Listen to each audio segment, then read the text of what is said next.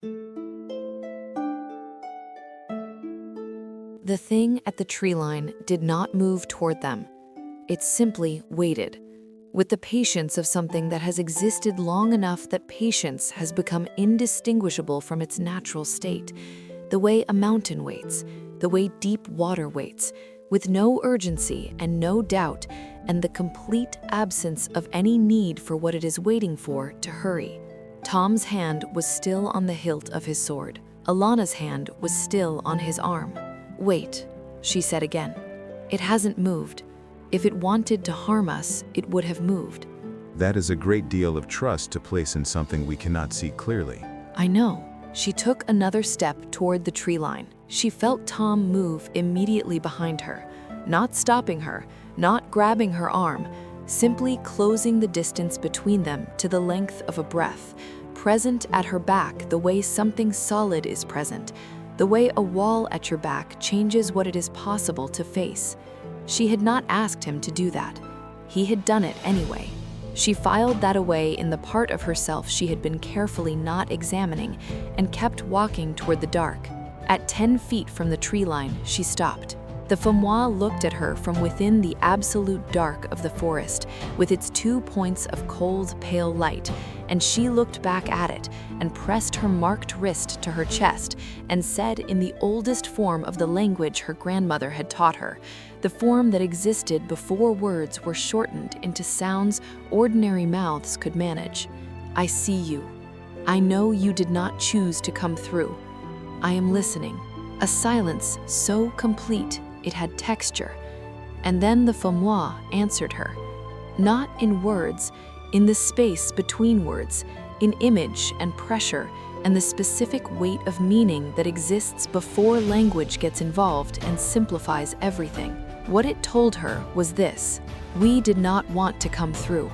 The door opened, and the pressure from our side and your side combined became greater than the remaining veil could hold, and we came through not by choice, but by physics, the way water comes through a crack not by choice, but because that is what water does when the barrier fails. We are not your enemy. We are simply here, on the wrong side of a door that is now closed behind us, uncertain what that means, watching to understand what kind of world this is. She turned to Tom. "It says it didn't choose to come through," she said. "It says none of them did." None of them. "There are others," she said, "in the forest. More than one. The Morrigan held them persons, the ones that can communicate. This is one of the persons." And the others? The ones you called forces. She looked back at the pale eyes in the dark. She already knew the answer. She had known it since the threshold, since she had seen through the tears in the veil and counted what was pressing through before she had sealed it. "Also here," she said quietly. "Somewhere in the forest. 3 of them, maybe 4. Tom's hand did not leave the hilt of his sword, but he did not draw it. They found Davin at the edge of the moorland at dawn. Or rather, Davin found them. He stepped out of the morning mist with his hands visible and empty, and the specific expression of a man who had recalculated and arrived at a position he considers advantageous, which on Davin looked like everything else he wore: precise, controlled, absolutely intentional. Tom moved in front of Alana before she had finished processing that Davin was there. Not dramatically, not with any announcement, simply between them, his body between hers and whatever Davin had come to the moorland to do. She noticed. She stepped beside him, not behind him, beside him, and felt him register the correction without comment. Davin looked at them both for a moment with the academic attention of someone observing a result that confirms a hypothesis. Then he said, in the dry, precise voice of a man delivering information he has chosen to deliver because it serves his purposes to do so, that the veil was sealed. He knew. He had felt it close from the garrison the same moment Tom had felt it go quiet. that the sealing was incomplete, not in the stones. The stones were done, properly done, better than he had expected, incomplete in the binding itself.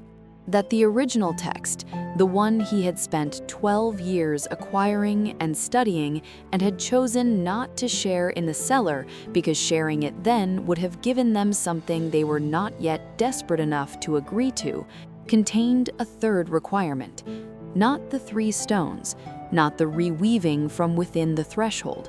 A third thing, the final thing, the thing the Morrigan had mentioned to no one because she had understood that no one would willingly agree to it without first being brought to the point where it was the only remaining option.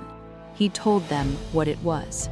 The veil, he said, could be maintained by stones and by the reweaving and by the continued existence of marked individuals in the world, but it could only be permanently restored, sealed against future failure, made whole in the way it had been whole before the Anyandok's 10 years of destruction by one final act.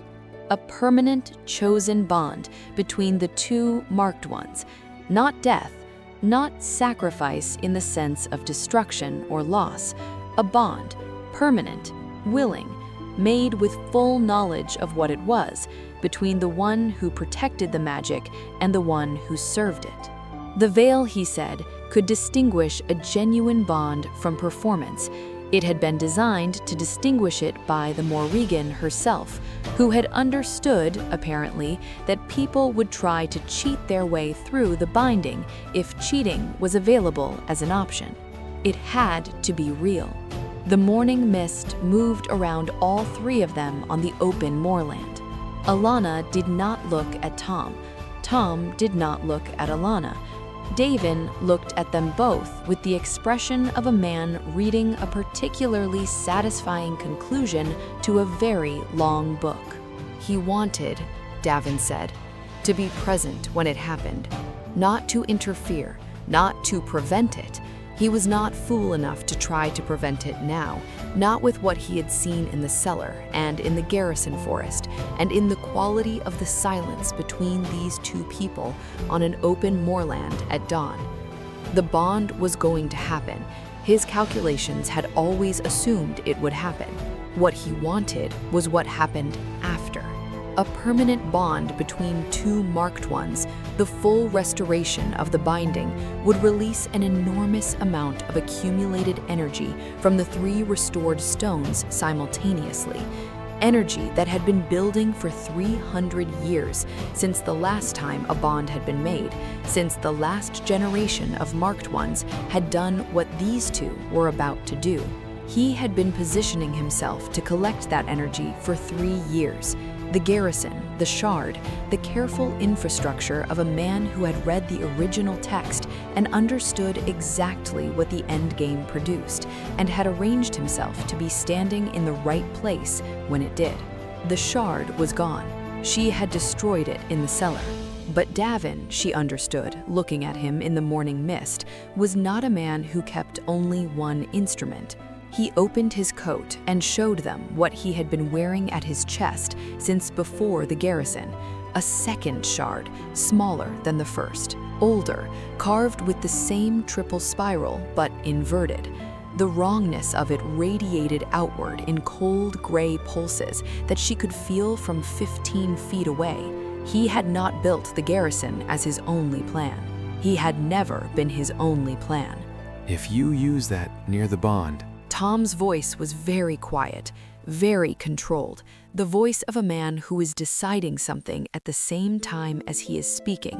Davin said what would happen in the precise academic tone of someone who has modeled the outcome extensively and is confident in his projections. The bond energy, redirected through the inverted shard, would give him access to the 3 restored stones directly. The veil would hold.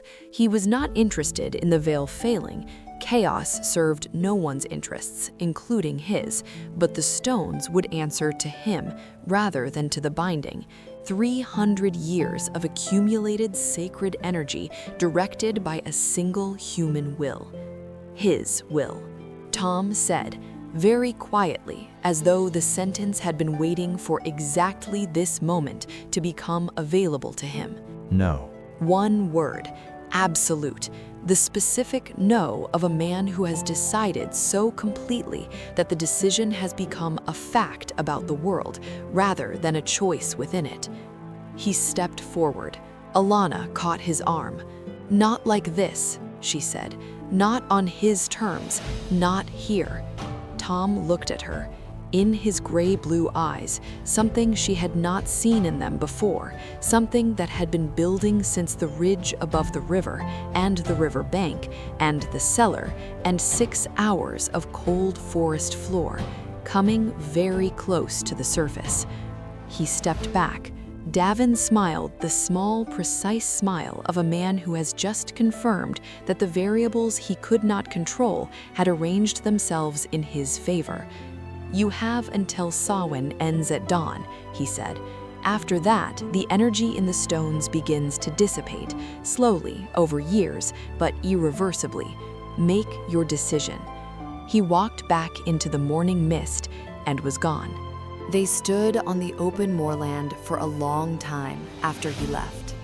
The mist moved around them. The Samhain dawn was cold and getting colder, the last cold of the last night.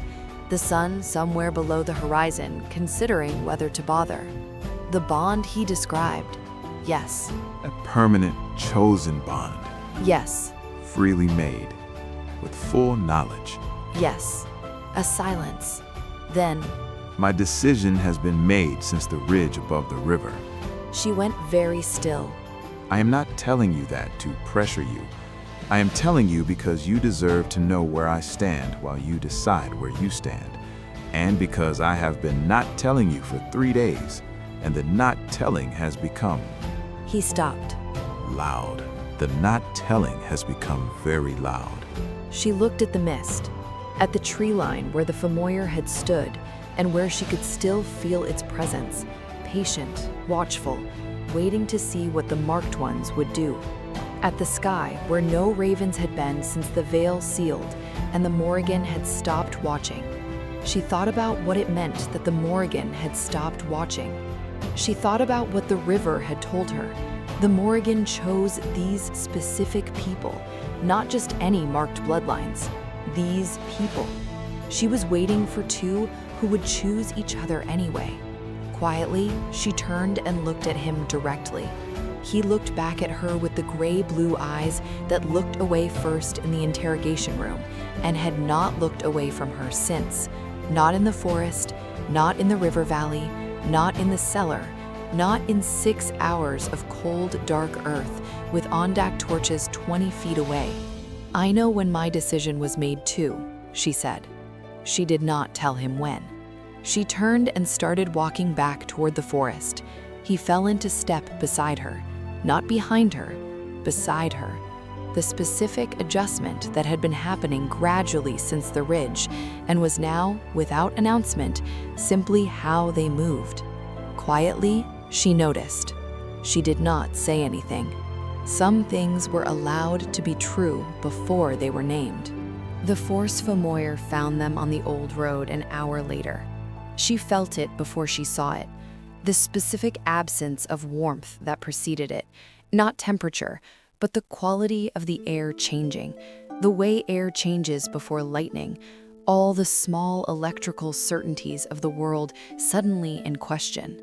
Then it was simply there, on the road ahead of them, between them and the forest, between them and any route that led away from the moorland. Not one of the persons, not something that could be spoken to or understood or reached with the oldest language her grandmother had taught her.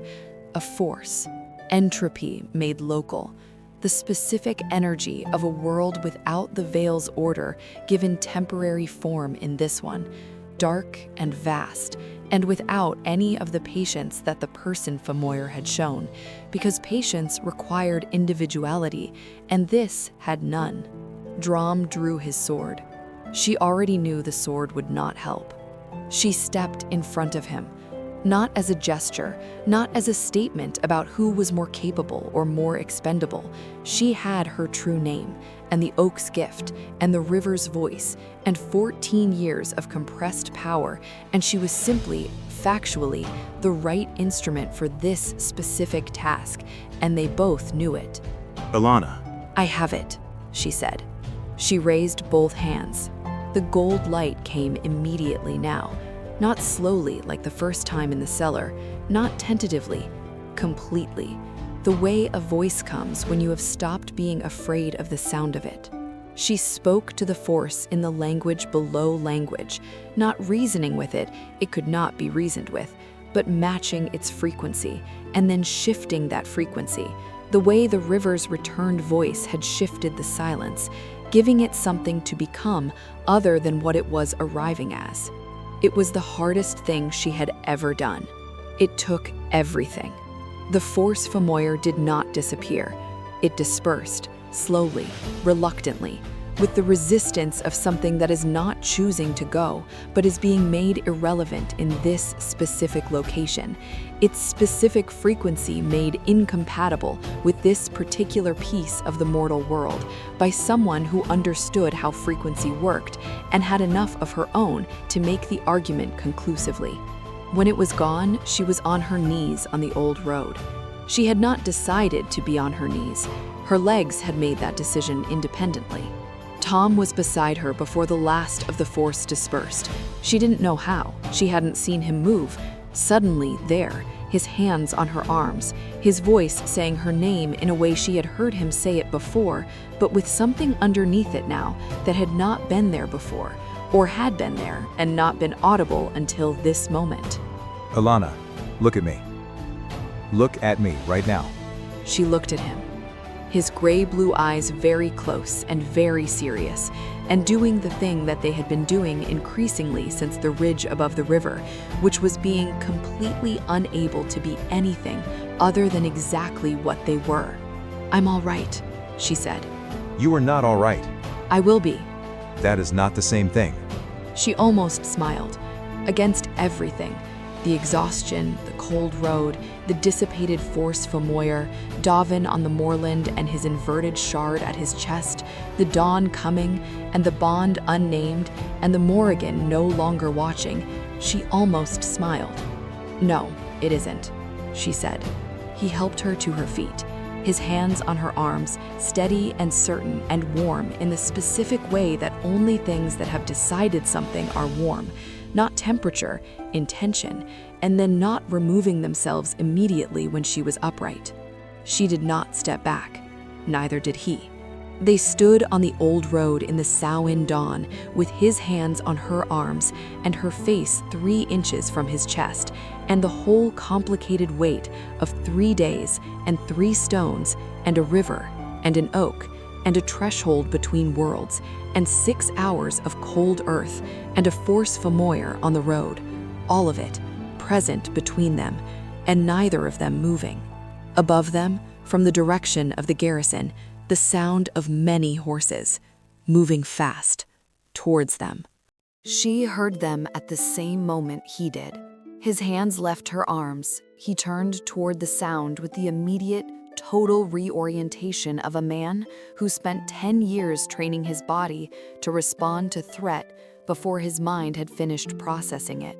How many? She listened, not with her ears, with the mark, which had been reading the world's frequencies since the cellar and had not stopped. 10, she said, maybe 12, moving in formation, not a search party. A retrieval. Yes. Tom looked at the road ahead, the forest, the old path west, the route they had been following since Dún Mara, 3 days and an entire lifetime ago. Vanni looked at the sky, the Samhain dawn arriving cold and certain, the last hours of Samhain counting down. The bond must be made before dawn ends. Yes. Devon gave us until dawn deliberately, not as a courtesy, as a compression. Force us to decide under pressure, force us toward the stones where he will be waiting with his shard. She had known this since the moorland, She had known it and chosen not to say it, because saying it while she was still deciding had felt like it would make the decision into something other than what it needed to be. "I know," she said. And? She looked at him. He looked back at her, gray-blue eyes in the Samhain dawn, the man who had knocked, the man who had sat on cold earth for 6 hours and not moved, the man whose hands had been on her arms 30 seconds ago, and whose decision had been made since the ridge above the river. The horses were louder now. "And we go to the stones," she said, "on our terms, not his. We deal with Davin when we get there. We deal with the bond." She stopped. "When we get there," she said. Together. Together, they ran. Behind them on the road, 12 eindocked horses at full gallop. Davin's instructions carried in the saddlebag of the lead rider. "Bring the woman," he had written, in the careful, precise script of a man who had been recalculating since the cellar. "Bring the woman. The man is no longer relevant." End of episode 5. Next, the stones at dawn. Davin with his shard and 12 soldiers between them and everything. And Tom Ardagh doing the thing he said he would never do again, acting without calculation, without strategy, without any consideration of the outcome except one: getting her there.